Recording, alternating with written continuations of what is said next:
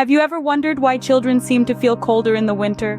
It's not just a perception. Children often do appear more sensitive to cold temperatures. But why is this so?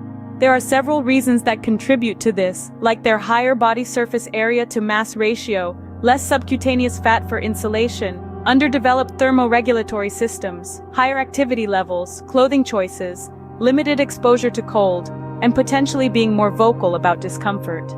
Stay tuned as we delve into these factors one by one.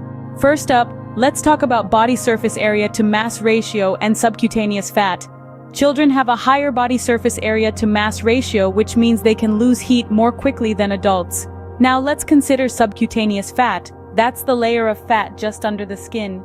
It acts like a natural insulator, but children typically have less of this fat.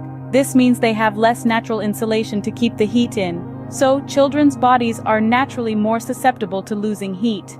Next, consider children's thermoregulatory systems, activity levels, and clothing choices.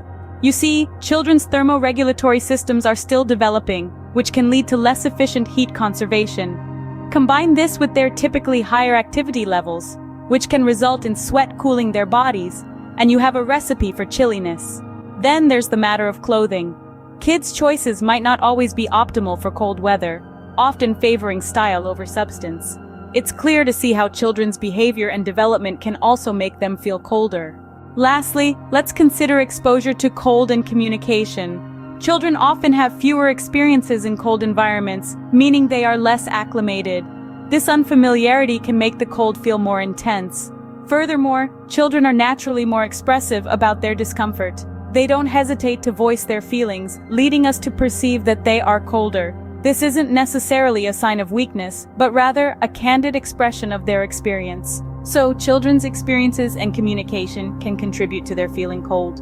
In summary, there are several reasons why children may feel colder in the winter.